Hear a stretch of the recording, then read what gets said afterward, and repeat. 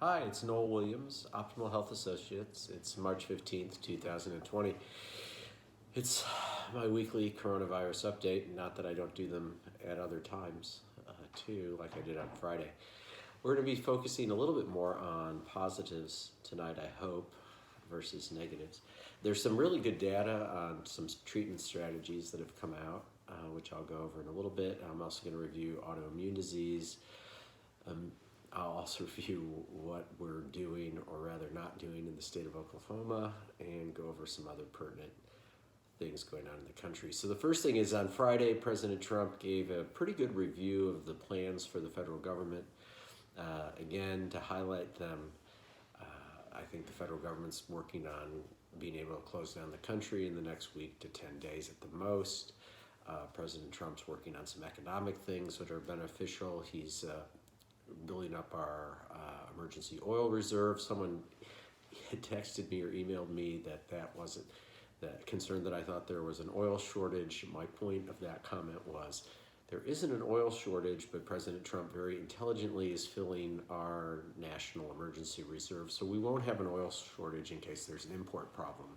He's getting ahead of it, and whether you're a Republican or a Democrat, I think we just want to observe what's being done that's positive, just like I'm going to observe some negatives eventually. So the federal government's ratcheting up. They're going to get the National Guard going. Hopefully they're going to activate the Army and get the Corps of Engineers to build some hospitals and do some other stuff in the next week. We'll just have to see. So right now there's 166,000 or so cases in the world. We're up almost 18% in 2 days.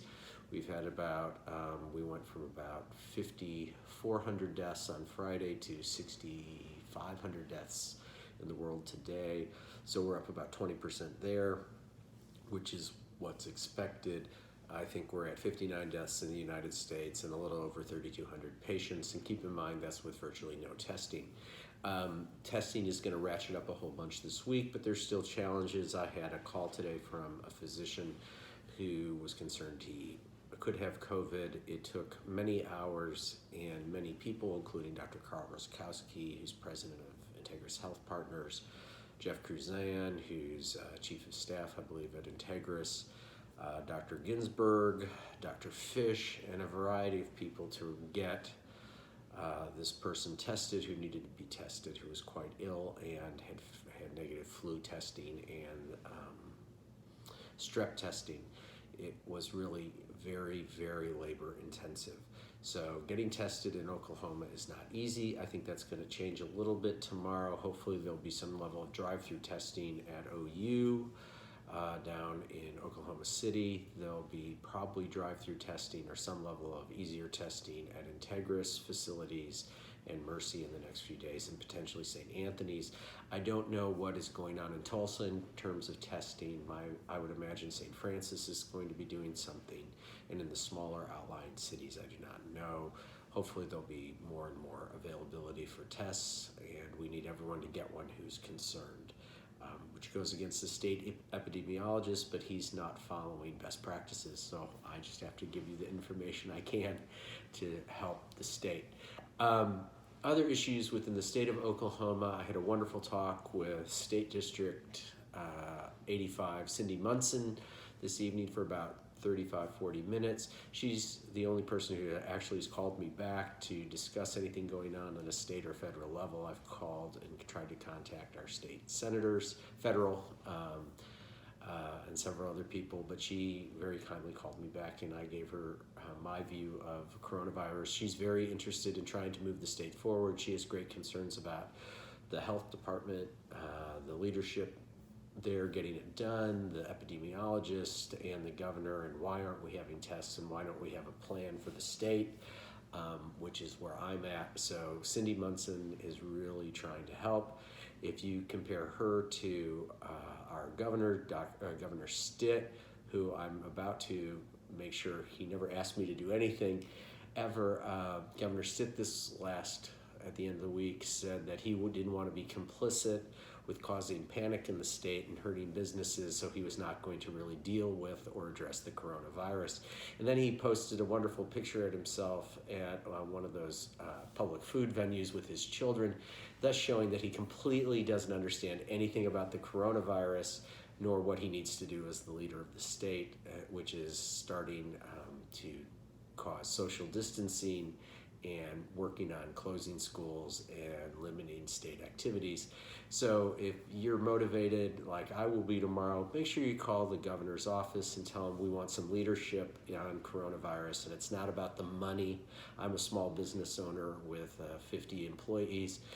It's about taking care of the citizens in the state so we actually have a business opportunity in the future, so we haven't lost too many of our citizens. So I would get politically active. I'm a Republican, and I'm telling you, the governor's blowing it, so you just can take that for what it's worth. But the only way we're going to impact these politicians is to call them and tell them, do your job. Let's protect the state. Denial isn't going to help anyone. So let's talk about more positive stuff. So there is a really good data set now for a medicine, Plaquenil hydroxychloroquine, which has been around since the 50s. For coronavirus, the Chinese actually put out something today that they're going to turn, or rather use it as a first-line therapy for all initial infections for coronavirus. There was a paper last week that I saw, which I had forwarded to a variety of physicians in the community, that it was extremely active against coronavirus replication and was very inhibitory. There's a protocol for this. I forwarded it to the Baptist Integris Hospital Group, and they're going to work on adopting it, and they forwarded it on to their epidemiologists and their infectious disease section. So Integris hopefully will get on board with it very quickly, but Plaquenil can be highly effective and inhibitory immediately on coronavirus. It also has a potential for prophylaxis, so that's something to be aware of. It's very well tolerated in short courses, and people have been on it for years and years and years. For example, my wife Kim for her rheumatoid arthritis. So it really stunning positive data for inhibiting coronavirus immediately. Number two, it looks like melatonin, which is a change, may have a role in decreasing the inflammation in the patients who happen to get really sick. So I think it would be reasonable for everyone to start about 1 milligram of melatonin every night. Melatonin's harmless. I mean, you can take 5, 10, 15 milligrams. It's totally great. One of the reasons little kids don't seem to get sick is their melatonin levels are higher. Their melatonin levels are higher because it relates to their human growth hormone levels. Human growth hormone and melatonin are very intricately involved. So if you happen to be doing any human growth hormone secretogs, you're probably taken care of, but that's an esoteric area of science that we deal with in my practice, but for many people they don't know. So melatonin would be very helpful. And then finally, there's several papers on different versions of stem cell products that de-inflame patients, and that's the same thing the melatonin is inhibiting. It's inhibiting inflammasomes in the body, or inflammatory mediator secretions with interleukins, which is a peptide or protein that causes inflammation. The stem cell treatments are also very, very positive if someone has acute disease that's crescending. Again, stem cells aren't readily available in the United States, but there are different substances such as Wharton's jelly, which could be useful if someone was having difficulties with coronavirus. And then there's decellularized nanoparticles, as the FDA calls them, which are actually scientifically known as exosomes, which are what are in stem cells, and they can, it looks like, help pretty significantly. So there are actually some treatments for coronavirus besides what's been done. The update on treatment options, and this gets into the autoimmune section of things I want to discuss, is that standard therapies for inflammation seem to perhaps be backfiring with coronavirus. So using non-steroidal anti-inflammatory drugs and steroids like prednisone, data is trending towards they're more harmful than beneficial, and they incite worsening inflammation. So if someone gets sick with coronavirus, you do not want to use Advil, Aleve, Cataflam, Celebrex, Toradol, aspirin, any of the anti-inflammatories. It may backfire, kind of what happened with little kids. If people are older, remember Rye syndrome, which came from when kids had chicken pox. We gave St. Joseph's aspirin. Well, that's what I was given when I was a kid. And that aspirin effect on the virus led to Rye syndrome, which was a worsening inflammation that killed many patients. So there may be some component of that. So we want to stay away from those and focus on Tylenol and more normal homeopathic anti-inflammatories, such as fish oil, CBD, medical marijuana, if that's allowed in your state, if you have an autoimmune issue. And with the autoimmune patients in general, the autoimmune patients we have to be more concerned about are rheumatologic types, such as rheumatoid arthritis, Crohn's, psoriatic arthritis, ankylosing spondylitis, ulcerative colitis, Crohn's, things like that. It's not autoimmune things with your thyroid. If you have Hashimoto's or thyroiditis, that has nothing to do with what we're talking about. This is just more specific to people with collagen vascular diseases. So if you have a collagen vascular disease, I think right now you want to try to stay away from anti-inflammatories. You want to stay away from steroids. If you're on a biologic, we don't know what those effects are in terms of the coronavirus. They may, on one hand, increase your risk for infection, but on the other hand, they may make it so the infection isn't as vigorous and you don't get the extra inflammation. So we really don't know. A lot of autoimmune patients are already on Plaquenil. This would be the time to take your Plaquenil. It looks like it's going to be fabulously preventive also. So if you're on Plaquenil, don't stop it. Methotrexate, there's no data showing one way or another. And so if you're on methotrexate, I think it's fine. But if you did get the coronavirus, I want you to stop it.